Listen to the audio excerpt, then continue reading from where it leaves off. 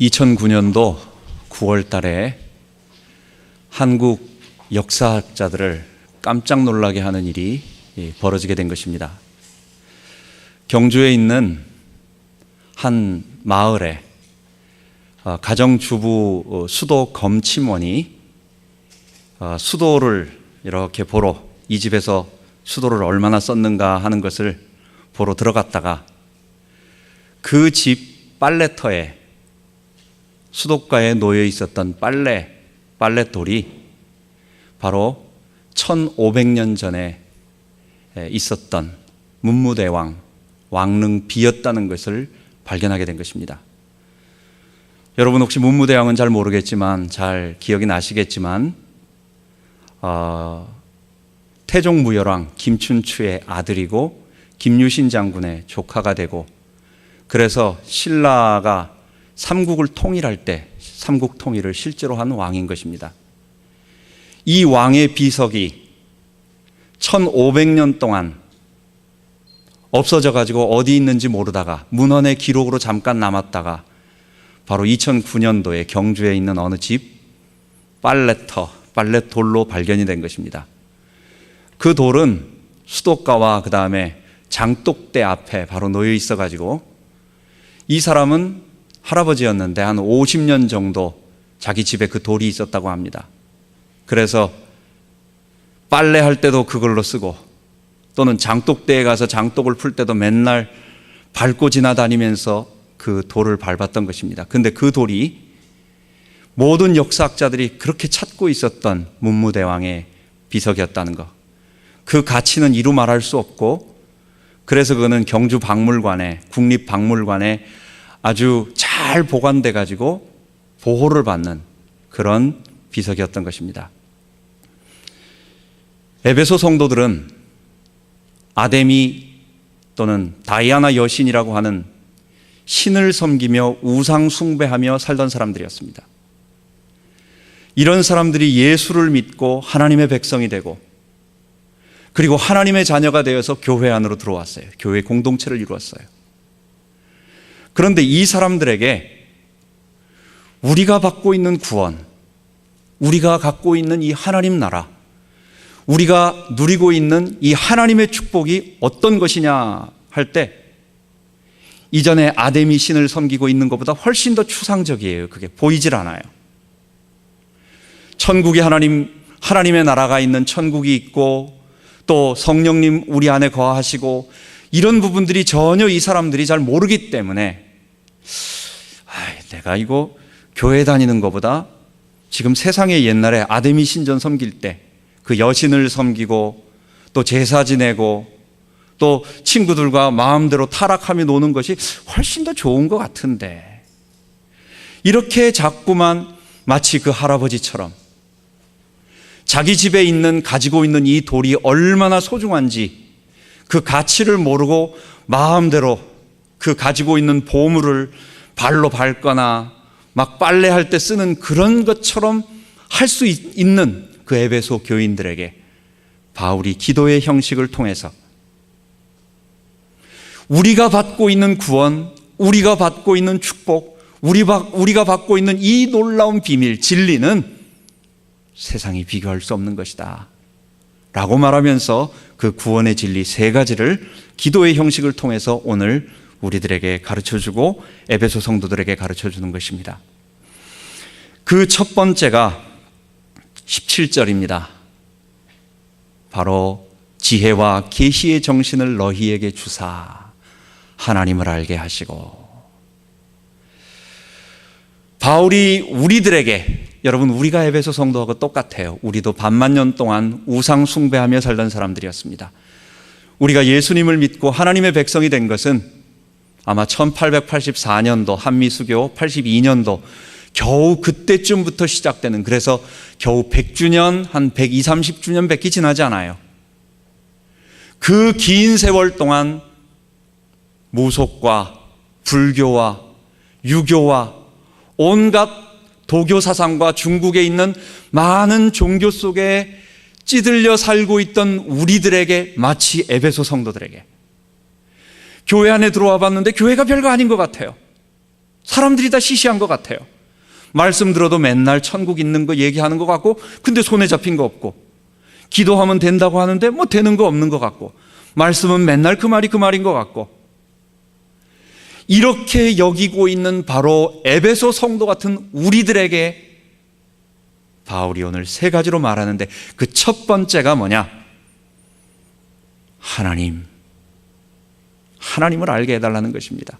여러분, 하나님을 아는 진리는 우리가 무슨 처음에 전자제품을 사가지고 집에 가서 이게 어떻게 되지 해가지고 이리 굴려보고 저렇게 굴려보고, 또 심할 때는 다 분해해가지고 조각조각 내가지고 이렇게도 테스트해보고 저렇게도 테스트해보는, 여러분, 우리가 하나님을 아는 것은 하나님을 실험실에서 이렇게 분석하고 저렇게 분석하는 그런 게 아니에요. 살아계신 하나님, 온 우주 만물을 창조하신 전능하신 하나님, 그 하나님 앞에 나의 피조물됨과 내가 그 하나님을 거부하고 있는 이 죄인임을 깨닫는 것, 그게 바로 하나님을 아는 거예요. 하나님을 내가 이렇게 만들어보고 저렇게 해보고 이렇게 굴려보고 저렇게 굴려보고 머리 굴려보는 그게 아니라, 이 전능하시고 광대하시고 완전하신 그 하나님 앞에 무릎 꿇고, 하나님 아버지, 내가 피조물이에요. 하나님, 나는 죄인이고, 하나님, 나는 스스로 만들어진 존재가 아니라 하나님이 나를 창조하신, 나는 처음부터 저절로 이 땅에 내온 것이 아니라 하나님이 나를 창조하시고 조성하셔서 내 주인은 바로 하나님이세요. 여러분, 바울이 에베소 성도와 같은 우리들에게 알기를 원하는 첫 번째 진리는 바로 이 하나님 앞에 내가 피조물됨과 죄인됨, 그리고 그 하나님이 나를 구원하시기 위해서 만세전에 나를 택하여 주시고, 그 온 우주를 창조하시는 능력을 가지신 창조주께서 우리를 구원하시기 위해서 육체가 되셔서 십자가에서 우리 아들 예수 그리스도를 피 흘려 죽게 하시고 자발적으로 순종하게 하시고, 그리고 그 예수님께서 우리를 구원하신 그 구원을 계속 이루기 위하여 성령으로 나와 함께 하시는 축복을 베풀어 주신 이 성삼위 하나님의 구원, 이 놀라우신 성삼위 하나님의 구원, 여러분, 하나님을 아는 것은 바로 이것을 아는 것입니다. 그리고 하나님을 아는 것은 그때에 그분 앞에 무릎 꿇고 하나님을 두려워하며, 하나님을 마치 우리가 처음 아버지로만 배워가지고, 요즘 애들은 버릇이 없잖아요. 아버지가 너무 오냐 하고 엄마가 너무 오냐 하니까 할아버지 수염 잡아 당긴다고. 우리 아버지, 우리 하나님은 그런 분이 아니에요.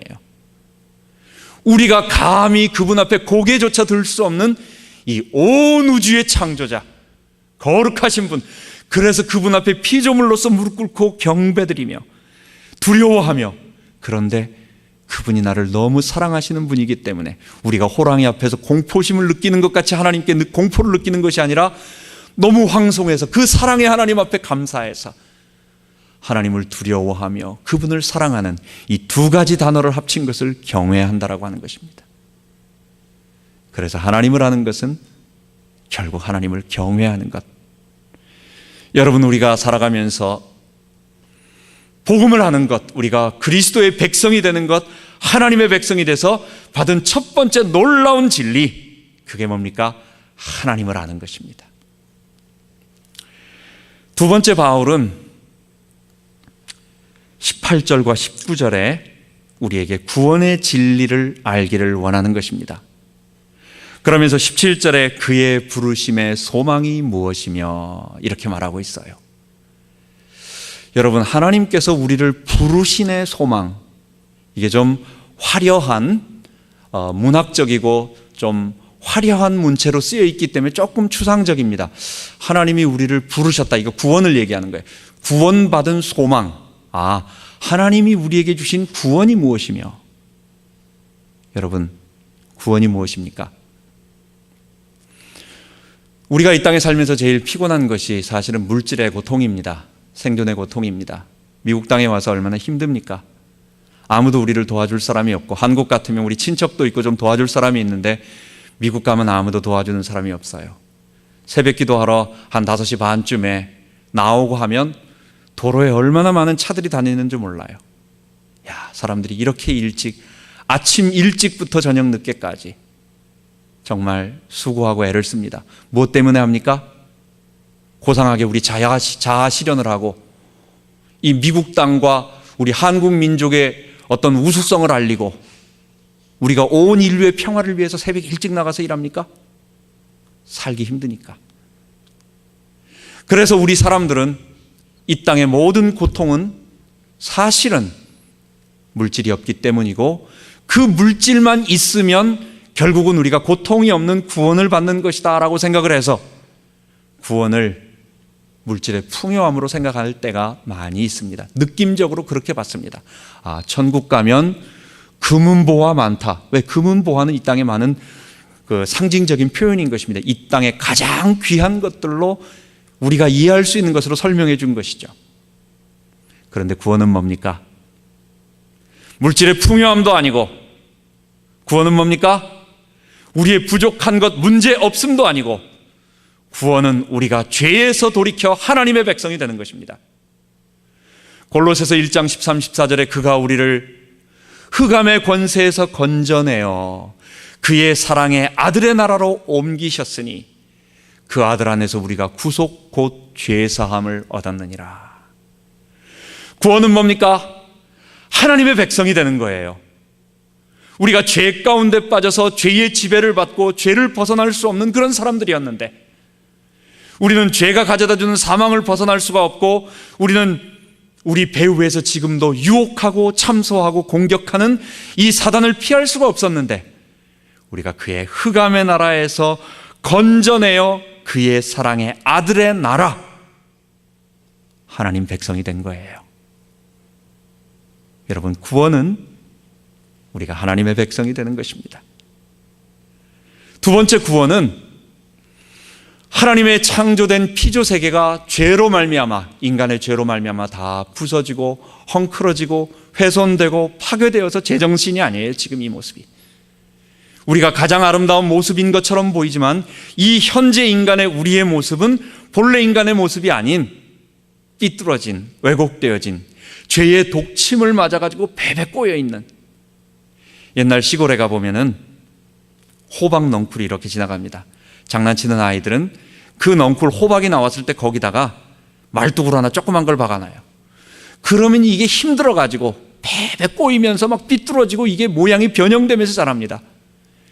우리 인간 영혼 깊은 곳에 하나님을 거부하는 아담의 죄의 본성이 독침으로 꽂혀 있어서 우리의 현재 모습은 다 뒤틀어지고 왜곡되어지고 본래 하나님을 찬양하고 경배하는 거룩한 모습이 아니라 그런 죄의 본질을 가지고 있어요. 우리가 아담적 존재로 태어나는 겁니다. 우리의 죄 때문에 이 세상이 다 파괴되어진 거예요. 그래서 구원은 뭡니까? 오늘 읽은 본문에 있는 것처럼, 지난 시간에 우리가 배운 것처럼 에베소서 1장 10절, 하늘에 있는 것이나 땅에 있는 모든 것이 그리스도 안에서 통일되게 하려 하심이라. 예수 그리스도로 말미암아 죄 사함 받고 구원받은 하나님의 백성들이 하나님 앞에 서서 대리의 통치자로서 하나님께 경배드리고 이 세상을 아름다운 하나님의 피조 세계로 만들어가는 그것, 여러분, 이것이 개인 구원에서 시작되어 세상 구원까지 이르는 구원의 본래 모습인 것입니다. 구원은 나 혼자 잘 되는 것이 아닙니다. 구원은 내가 배부르게 풍요롭게 되는 것도 아닙니다. 예수 믿으면 어렵지 않아요. 하나님이 복 주세요. 그러나 그게 목적은 아니라는 것입니다. 예수 믿으면 문제 없을 수 있어요. 우리 주님이 다 보호해 주시니까. 그러나 문제 있어도 괜찮아요. 구원은 문제 없음도 아니고, 구원은 물질의 풍요도 아니고, 구원은 우리가 하나님의 백성이 되고 우리가 이 죄의 세상을 다 돌이켜 하나님의 나라로 바꿔가는 것입니다. 또한 바울이 말하는 것은 18절에 계속해서 성도 안에서 그 기업의 영광의 풍성이 무엇이며, 여러분, 이것은 우리가 무엇으로 알 수 있을까요? 성도 안에서 그 기업의 영광의 풍성. 조금 추상적인 말 같고 화려한 문체로 쓰여 있지만 구원이 무엇이며 너희가 받은 구원의 축복이 무엇인가? 하나님께서 너희를 어떻게 구원하셨고 구원이 뭐냐? 두 번째, 너희가 받고 있는 그 구원의 축복, 너가 받고 있는 그 축복의 본질이 뭐냐? 그걸 알라고 하는 거예요. 그래서 저는 오늘 본문에 나온 이 그리스도께서 주신 그리스도의 보혈로 말미암아 우리가 얻게 된 성삼위 하나님의 이 구원으로 말미암아 얻게 된 구원의 축복을 5가지로 정리해 보았습니다. 그 첫 번째가 로마서 8장 2절, 그런즉 그리스도 예수 안에 있는 자에게는 결코 정죄함이 없나니 그리스도 예수 안에 있는 생명의 성령의 법이 죄와 사망의 법에서 너희를 해방하였습니다. 우리가 구원받았다라고 하는 것은 지금도 내 속에서 여전히 역사하며 나를 고통스럽게 만드는 죄예요. 죄. 내 속에 죄의 욕구가 나도 모르게 떠오릅니다. 안 되는 줄 알면서 왜 그랬을까? 우리는 늘 그런 말을 합니다. 이거는 안 되는데, 이거는 해서는 안 되는데 라고 내 이성은 다 알고 내 감정도 하면 안 돼, 해서는 안 되라고 자꾸만 얘기하지만 어느덧 내 발걸음은 거기 가서 그 일을 하고 있는 나. 여러분, 그게 인간이에요. 그게 뭐냐? 우리 죄의 본성이 우리를 이끌고 가는 것입니다. 이것이 원죄이고 우리는 태어날 때부터 이 아담적 죄의 본성 가지고 있는 것입니다.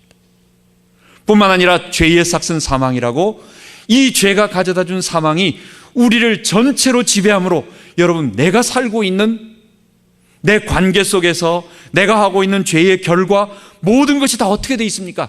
죄가 들어가면요, 내 죄의 행위가 들어가면요, 파괴되어지고 분리되어지고 관계가 다 깨어지는 것입니다. 그런데 그리스도 예수 안에 있는 자, 그리스도 예수 안에 있는 생명의 성령의 법이 바로 이 죄와 사망의 법에서 우리를 해방시킨 것입니다. 더 이상 죄가 우리를 지배하지 못하고 그 죄의 삭신 사망이 없어지고, 이걸 다른 말로 뭐라고 말하죠? 요한복음 5장 24절, 죄와 사망에서 내 말이 너희 안에 거이고 너희가 내 말이 내 안에 거하면 뭐라고 말합니까? 사망에서 생명으로 옮겼느니라. 사망에서 생명으로 옮긴 것입니다. 영생을 얻은 것입니다. 두 번째로 요한계시록 20장 10절에 보면 마지막에 우리 주님께서 사단과 또한 그와 함께하고 있는 모든, 거기에 나오는 10뿔짐승, 2뿔짐승, 그리고 음녀, 큰 짐승을 타고 있는, 붉은 짐승을 타고 있는 옷을 입은 음녀 바벨론, 이 짐승의 사단의 졸개들을 얘기하는 것입니다. 그런 모든 세력을 잡아서 뜨거운 불못으로 집어넣을 것입니다. 여러분, 사단은 누굽니까? 지금도 역사합니다. 사단은 지금도 눈에 보이지 않게 우리 믿는 자들조차 삼킬자를 찾아 두루다니며 우는 사자처럼 넘어지게 할 거라고 으르렁거리며 있다고 얘기합니다. 사단은 고린도 후서에 보면 마음이 연약하고 강하고 담대한 사람에게는 광명의 천사로 나타나서 살금살금 죄를 지을 수 있도록 자기의 모습을 완전히 숨기고, 이거는 좋은 말인 것처럼 하면서 살살 유혹해서 죄를 짓게 만듭니다. 사단은 그런 유혹이 안 통할 때는, 사단은 이제는 무서운 모습으로 자기의 모습을 드러내서 마치 우리가 완전히 망할 것처럼, 마치 우리가 다 무너져서 곧 죽을 것처럼 어떤 두려움과 공포를 우리들에게 우는 사자처럼 막 달려드는 모습으로 나타나요. 사단은 우리를 유혹합니다. 사단은 우리를 위협합니다. 그리고 나서 사단은 우리를 참소하는 것입니다. 그런데 우리 주님의 십자가의 보혈로 하나님 백성된 자들은 어떠한 사단의 괴계와 어떠한 사단의 유혹과 어떠한 사단의 공격에도 넘어지지 않아요. 우리는 사단을 이기게 된 것입니다. 가끔 가다가 어떤 얘기를 들어보면 우리 집은 무속을 많이 했고 우리 집은 종교가 이전에 다른 종교를 믿고 있는데 갑자기 종교를 바꾸면 어려움 당한다고, 그래서 나는 종교를 못 바꾸겠다고 하는 그런 분들의 이야기를 들었습니다. 저희 이모도, 큰 이모도 어려서 그렇게 일찍 결혼을 해서 굉장히 고통을 당하고 딸 6을 연달아 낳고 막내 그 아들 하나를 갖다가 산에 가서 빌어서 낳았어요. 제가 그 이모가 교통사고가 나서 돌아가시기 1년 전에 이대 부속병원에 갔습니다. 그래서 이모한테 정말 진실되게 제가 이모 평생 고생하지 않았어요. 돈은 그렇게 많았지만, 너무너무 돈은 많았지만 그 이모 부와의 갈등, 그리고 그 여러 불신자의 가정에 가서 너무너무 고통을 당했는데 이모 이제 예수 믿고 하나님의 백성 되시지요. 그랬더니 그 이모가 저한테 하는 말, 네가 하는 말 다 이해하고 맞다, 나도 너처럼 되고 싶은데 만약 내가 종교를 바꾸면 내가 저 막내, 저 7번째 낳은 저 아들이 어떻게 될까 봐 못하겠다고. 이모 그게 아니라고, 하나님이 더 큰 하나님이 계시다고, 사단은 우리를 어떻게 할 수 없다고 아무리 얘기를 해도 그거를 이기지를 못하는 거예요. 그리고 내가 마음으로 믿겠지만 나는 교회는 못 나가겠다, 종교는 못 바꾸겠다, 이렇게 얘기하고 다음에 돌아가셨습니다. 여러분, 그렇지 않아요. 우리는 다 우리 할아버지, 우리 할머니 이상으로 올라가면 전부 불교, 우리는 심정적인 불교 아니면 무속 속에 살아왔던 사람들이에요.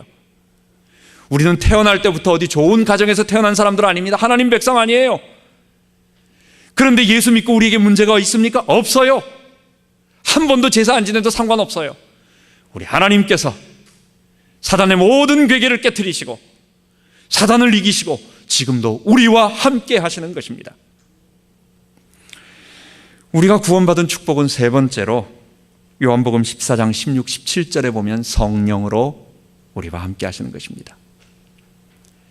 이 땅에 지금도 존재하고 있는 우리 주의 재림과 우리 몸의 부활이 이루어지기 전까지 아직도 여전히 이 세상은 죄의 세력이 지배하고 있고 사망과 사단이 여전히 존재하고 있습니다. 우리가 구원받았지만 어쩌면 우리는 적진 혼자 홀로, 적진 가운데 혼자서 구원받고 주님이 오시기를 사모하면서 완전히 적의 포위가 된 곳에서 우리는 살아가고 있는지 몰라요. 어쩌면 그게 적절한 표현일 것이에요.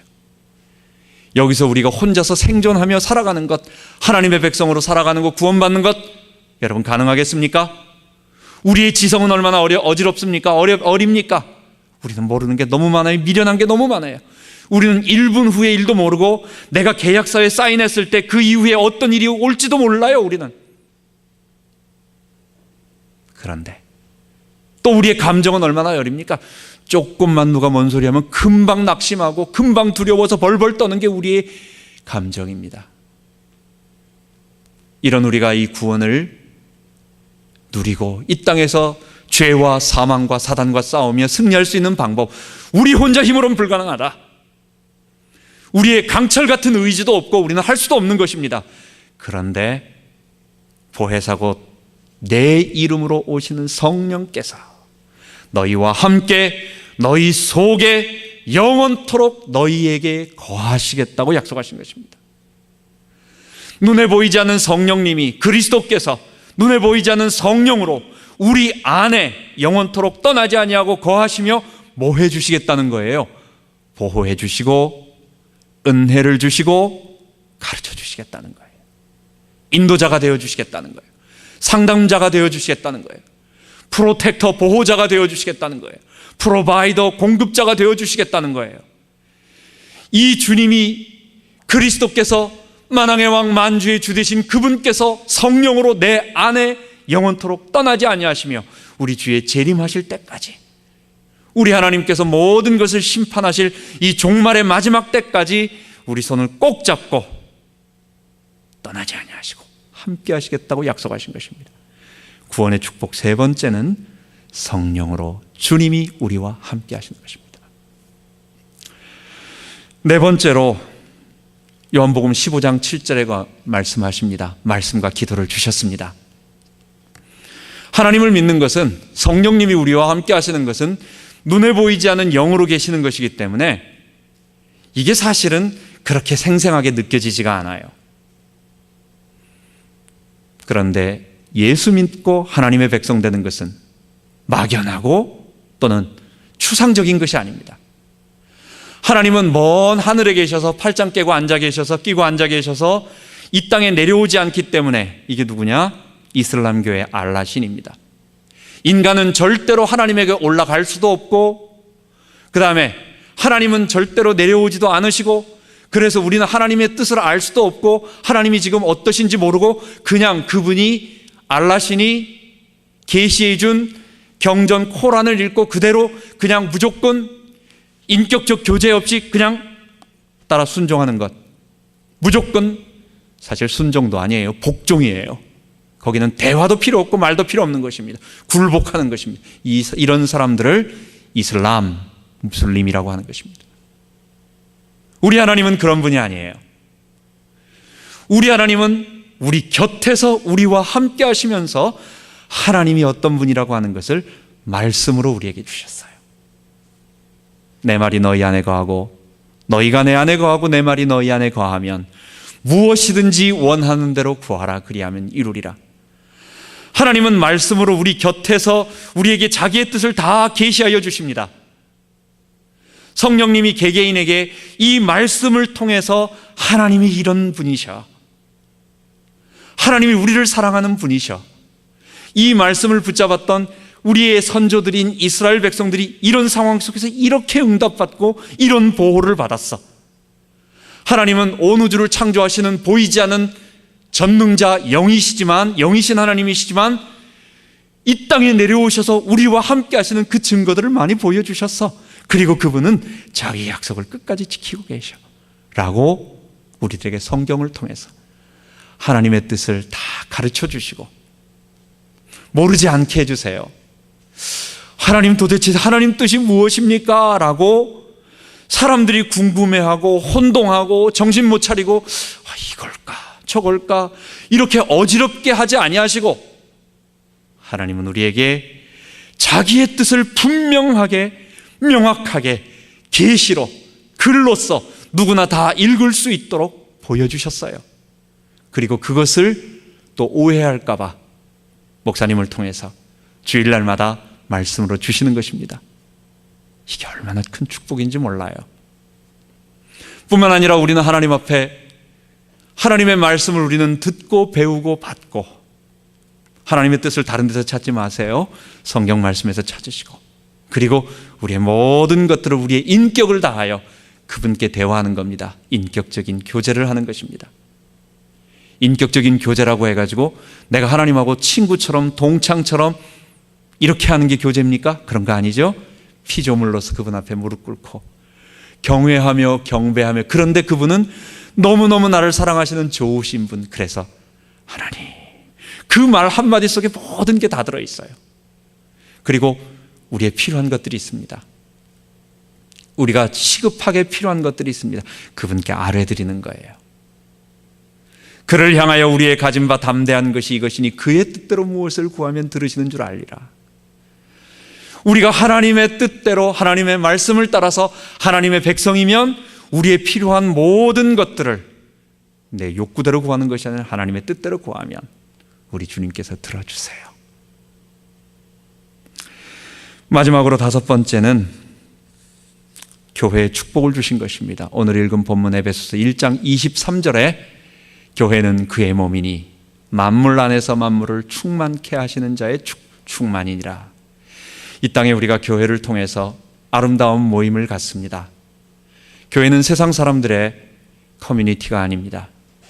교회는 같은 신앙 어떤 경험이나 신앙 어떤 그런 것을 가진 신앙 동호회가 아닙니다. 여기는 하나님의 말씀을 따라서, 그리고 그 말씀의 구원의 진리를 따라서 나와서 하나님 앞에 예배드리고 또 성도의 교제가 이루어지고, 이 말씀을 사랑하며 우리의 아이들을 키우고, 그리고 이 말씀을 따라서 천국길을 같이 손잡고 가는 순례의 길, 그리고 세상을 변화시키는 거룩한 군대인 것입니다. 하나님은 이 땅에 이 교회 공동체에 축복을 주셨어요. 여러분, 참 우리는 걸어가다가 왜 이렇게 사람이 많지? 사람 좀 없었으면 좋겠다. 좀 조용하고 한적한 곳에 좀 살았으면 좋겠다. 이런 생각을 가끔가다 할 때가 있습니다. 그래서 여름에 우리가 피서를 가고 어디 휴양지에 가잖아요. 근데 그게 하루 이틀입니다. 여러분, 내가 아침에 눈을 딱 떴는데 내 주변에 아무도 없다. 이 페어팩스, 버지니아 페어팩스 이 지역에 아무 사람도 없고 온 미국과 이 지구에 아무도 없이 나 혼자다. 이거 못 사는 거예요. 하나님은 구원받은 나를 혼자 두지 아니하시고 우리 동창생들, 우리 좋은 성도들 이 지역에서 만나게 하셔서 같이 교제하고 일주일에 한 번 바쁘게 살다가 힘들게 살다가 일주일에 한 번 만나고 집사님, 권사님 반가운 교제를 나누는 이 교회의 축복 주신 것입니다. 세 번째로 바울이 우리들에게 말하는 것은 20절부터 23절입니다. 그것은 교회의 축복을 알게 해달라는 것입니다. 교회는 그리스도께서 이 교회를 통치하시고 다스리고 계십니다. 교회의 머리는 목사님이 아닙니다. 목사님은 여러분들에게 말씀을 올바르게 빗나가지 않고 잘 증거할 수 있도록 어려서 하나님의 소명을 받고 그 일을 위해서 준비하고 다른 것 아무 관심 없이 우리는 못 살아도 괜찮아요. 어차피 제가 목사 안수 받을 때는 내가 이 세상에서 성공하겠다, 세상적인 성공하겠다 생각해 본 적 없습니다. 그냥 주님과 함께 우리 주님 날 위해 피 흘려 죽으셨으니 나도 주님 위해 죽겠습니다. 어디서 어떤 일을 하라고 주님 부르셔도 나는 그 일을 하다 가겠습니다라고 우리는 그 일을 고백하고 사는 사람들입니다. 우리는 역할이 그 부분이에요. 우리는 세상 나가서 할 수 있는 일이 아무것도 없어요. 시시껄렁하게 사실 저 같은 사람은 세븐일레븐 가서 뭐 하려고 해도 할 줄도 몰라요. 오직 말씀과 기도와 이 주님 생각하는 것만 생각하면 날이 가는 줄 모르고 수백 명, 수천 명, 수만 명 앞에서도 이 복음의 진리를 말하는 데는 시간 가는 줄 모르고 그런 사람들입니다. 그래서 이런 사람들 살기 위해서 여러분들이 헌금을 하셔가지고 목사님 딴 거 하지 마시고 우리들에게 말씀 전해주세요 하고 사례비를 주는 것입니다. 교회의 머리는 장로님이 아닙니다. 장로님은 여러분들이 일들을 잘 은혜 받을 수 있도록 이 교회가 잘 되어질 수 있도록 기능적으로 어떤 역할을 감당하는 기능 역할을 감당해주는 행정을 담당하시는 분이에요. 교회의 머리는 누굽니까? 우리 주 예수 그리스도. 그래서 목사님이 뭐라고 말하는 것보다도 우리 주님이 뭐라고 말하시면, 성경에 뭐라고 말하시면 다 고개 숙이고 무릎 꿇고 그 앞에 복종하는 겁니다. 교회는 세상을 살리는 생명수의 강이 흘러가는 곳입니다. 에스겔서 47장과 이것을 똑같이 신약의 요한계시록 22장에 말합니다. 성전에서 나오는, 성전 문틈에서 흘러나오는 큰 물들이, 이것이 흘러가니까 점점 큰 강이 되고 큰 바다가 되면서 아무도 건널 수 없는 엄청난 바다가 되는데, 그 물이 들어가는 곳마다 소금벌 같고 다 죽었던 것들이 다 살아나는 거예요. 이 세상은 수많은 진리들이 쏟아져 나옵니다. 텔레비전을 틀어보십시오. 라디오를 틀어보십시오. 책방에 나오는 수많은 책들을 보십시오. 거기서 얼마나 많은 희한한 진리들과 정보들이 쏟아져 나옵니까? 근데 사람들이 그것 받고 살지 않아요. 사람이 사는 것은 우리가 피조물됨을 고백할 때 사는 거예요. 우리 위에 창조주 하나님이 계시고 우리가 그분을 대적하는 죄인이며 우리 죄를 위하여 그리스도께서 피 흘려 죽으셨고 그분을 내가 그 앞에 나아가 십자가를 받아들이고 회개하고 그분을 전인격적으로, 내 지정이 전인격적으로 받아들이고 성령님이 내 안에 들어오셔서 나를 보호해 주실 때 구원받는다라고 하는 이 진리를 알 때만 사는 것입니다. 여러분, 이 진리가, 강단에서 나오는 진리가, 그리고 이 말씀을 붙잡은 우리 모든 성도들의 삶이, 우리와 연관된 사람들의 가정과 친척과 모든 곳을 흘러가는 이것이 결국은 교회를 통하여 하나님의 말씀과 진리가 선포되어지고 이 진리와 말씀을 통하여 온 세상이 살아나는 에스겔서 47장, 요한계시록 22장에 말하는 생명수가 교회를 통해 나오는 것입니다. 세 번째, 교회는 세상을 교회를 사랑하고 우리가 소중하게 여겨야 되겠습니다. 교회를 사랑한다는 것은 어떤 사람들은 교회를 너무 사랑해가지고 이 교회의 주인로서 주인 의식을 갖고 주인 역할을 해야 되는데 아무도 안 보는데 떨어져 있는 것도 죽고 교회에 무슨 일이 있으면 이걸 도와주고 자기는 없어지고 하는 이걸 주인 의식을 가졌다. 이게 한다라고 말하는 거예요. 근데 그게 아니라 주인 노릇하는 사람도 있습니다.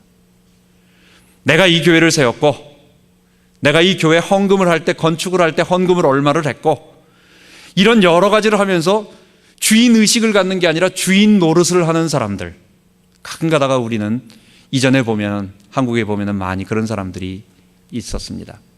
여러분 이거는 교회를 사랑하는 것이 아닙니다. 엄밀하게 말하면 뭘 사랑하는 겁니까? 자기가 세운 커뮤니티를 사랑하는 겁니다. 결국 더 말한다면 뭐예요? 이건 나를 사랑하는 거예요. 교회를 사랑하는 것은 이 교회가 작고 연약하고 우리가 고린도 교인들처럼 변변치 못한 학벌도 없고 문벌도 없고 가진 것도 없는 변변치 못한 사람이지만 우리 하나님의 말씀이 소중하고 우리 목사님이 귀중하고 그것을 사랑하는 성도들이 너무 귀중해서 여기에서 나는 죽고 주님만 나타내면서 이 일을 위해서 헌신하고 봉사하는 것, 나는 아무것도 없어지는 것, 나는 흔적도 없이 사라지는 것, 우리 주님 높아지는 것, 이게 교회를 사랑하는 것입니다. 여러분 교회를 사랑하는 것은 바로 그런 것입니다.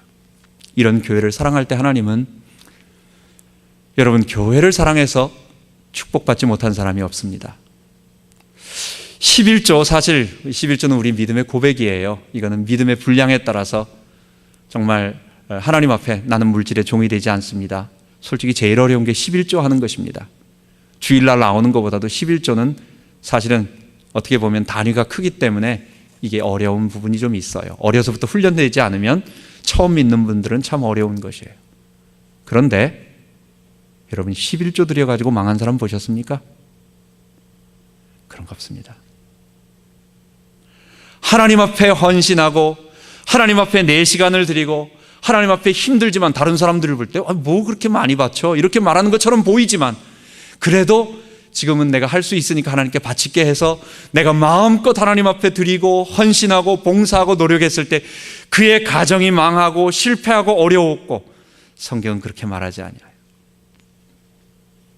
저도 물론 저는 목회자니까 좀 그런 게 있겠지만은 제가 어려서 제가 잠깐 대학을 졸업하고 학교에 좀 있은 적이 있습니다. 5년 동안 있었습니다. 그런데 저는 한 번도 내가 직장 생활을 하리라고는 생각을 해본 적이 없어요. 그래서 그때 청소년 전도한다고 그래서 간 거죠. 근데 마지막 이제 끝마칠 때쯤 해서 신대원을 가기 위해서 이제 준비하면서 제가 우리 집사람하고 얘기를 했어요. 우리가 한 번도 내가 직장 생활을 해볼 거라고는 생각을 안 했는데 하나님이 이렇게 기회를 주시고 월급도 주시는데 우리 마음을 다해서 한번 우리 5년 동안 받았던 모든 퇴직금하고 우리가 받을 수 있는 모든 것을 하나님 앞에 한번 바쳐보자. 교회를 위해서 어디 시골에 교회가 필요하다면 얼마 되진 않지만 그거 한번 우리 모두 모아서 한번 바쳐보자. 그리고 하나님 앞에 드렸어요. 그렇게 많은 돈은 아니었어요. 한 2천만 원 정도 조금 더 됐나 그 정도 됐는데 하나님 앞에 드리고 그리고 이제 다음에 신대원을 가게 됐죠. 그런데 제 모든 삶의 축복 물론 그거 바쳐서 그건 아니었어요. 그랬는데 그때 우리의 상황은 아무것도 될 수 없는 상황. 그냥 한 달에 40만 원 전도사 생활 월급 받으면서 그냥 교회에서 겨우 그렇게 살고 있는 그런 모습이었는데 하나님께서 지금 지나고 본 모든 것들을 볼 때에 이거는요 하나님은 그 이상의 엄청난 것들로 몇 배, 100배만 받은 줄 아십니까? 모든 것을 다 받은 것입니다. 하나님은 모든 것을 형통케 하십니다. 교회를 사랑하세요. 제가 물질을 잠깐 예를 들었지만 물질을 얘기하는 것이 아닙니다. 하나님 앞에 우리의 마음을 드리고 교회를 사랑하고 시간을 드리고 그분을 좋아하며 이 교회를 위하여 살아가는 모든 나의 작은 헌신들, 노력들, 행실들 이것들은 하나님께서 우리에게 축복으로 채워주십니다. 뿐만 아니라 이것은 우리 후대들에게 그대로 나타납니다. 엄마 아빠가 부족하지만은 교회 목사님을 존중하게 여기고, 목사님이 좀 부족한 것도 있고 연약하고 어떨 때는 연세도 좀 자기보다 좀 이렇게 되고 이런 많은 것이 있지만 한 가지 목사님은 건드려서는 안 되는 영역이 있습니다. 그분은 뭐 하는 분입니까? 하나님의 말씀을 전하는 분이에요. 그래서 그분과의 관계가, 목사님과의 관계가 내가 삐뚤어지면 그거는 내가 큰 손해를 보는 거예요. 말씀이 안 들려요. 옛날에 우리 아이들 얘기하잖아요. 학교 가서 선생님하고 싸웠어. 수학 선생님이 기분 나빠. 선생님이 나를 불러가지고 숙제를 안 했다고 한번 손바닥을 때렸어. 그 다음에 선생님이 싫어지면 그 다음 수학 자체가 싫어지고, 선생님은 손해보는 거 없어요. 자기만 어려워지는 거예요. 목사님과의 관계 속에서 서로 존중하며, 그게 목사도 중요한 것입니다. 내가 성도에게 시험 들게 만드는 일을 절대로 해서는 안 되는 것입니다. 모든 행실에 조심해야 되겠죠. 그래서 목사님을 존경하고 있는 이런 교회를 사랑하고 헌신하는 모든 것들이 우리 아이들에게, 자녀들에게 그대로 전달돼서 우리 자녀들이 똑같이 보고 배워서 교회에서 말씀 전하는 자가 되고 반사가 되고 또는 권사님이 되고 장로님이 되고, 여러분, 이런 축복을 받게 되는 것입니다. 바울은 우리들에게 세 가지, 지금 우리들에게 하고 있는 얘기입니다.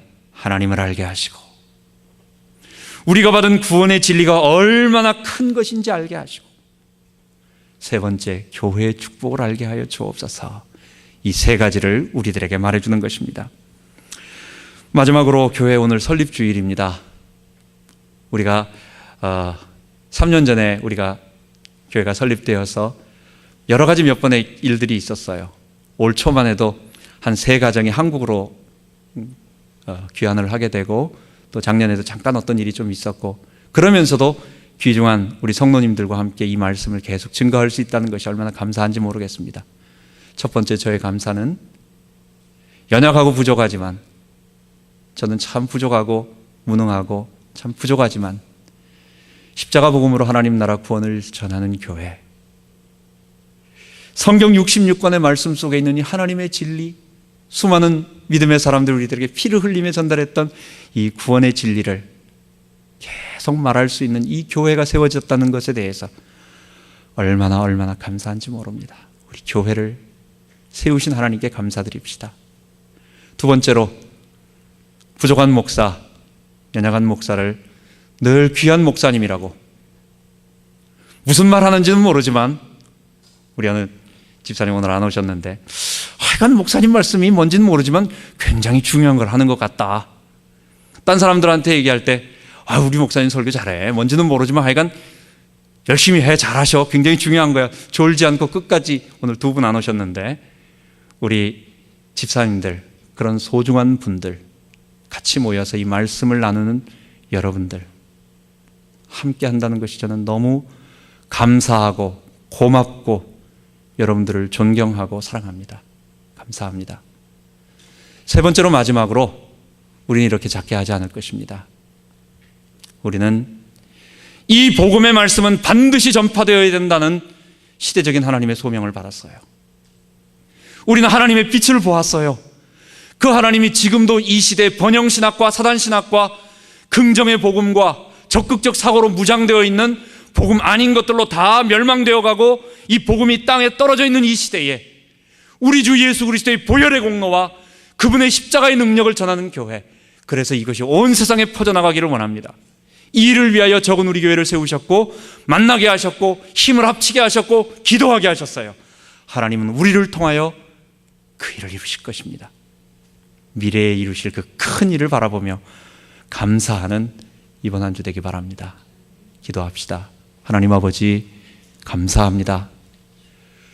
이 복음을 사랑합니다. 이 진리를 사랑합니다. 우리 속에 있는 하나님이 주신 이 눈에 보이지 않는 이 구원이 얼마나 소중하고 귀하고 아름다운 것인지 하나님 우리가 알게 하시고, 그 가치를 몰라서 마치 그 엄청난 국가 보물을 빨랫돌로 또는 디딤돌로 삼았던 그런 사람처럼 되지 아니하고 이 구원의 진리를 소중하게 알고 그 가치를 알며 감사하는 우리 되게 하여 주옵소서. 3년 전에 우리 교회를 세우시고 여기까지 오게 하셨습니다. 많은 일들이 있게 하셨습니다. 또 3년 동안 예배드리던 곳에서 이제는 이쪽 비엔나에서 이쪽으로 옮기게 하셨습니다. 아름다운 예배드리게 하셨습니다. 감사합니다. 우리 교회를 통하여 하나님 큰 영광 받으시고 이 교회를 위하여 기도하며 헌신하며 눈물 흘리는 많은 귀중한 우리 소중한 집사님, 장로님 우리 모두를 축복하셔서 하나님 나라의 큰 영광의 빛을 체험하고 축복을 누리는 귀한 분들로 삼아 주옵소서. 우리 교회를 통하여 하나님 큰 일 이루실 줄 믿사옵고 우리 주 예수 그리스도 이름으로 감사하며 기도하옵나이다. 아멘.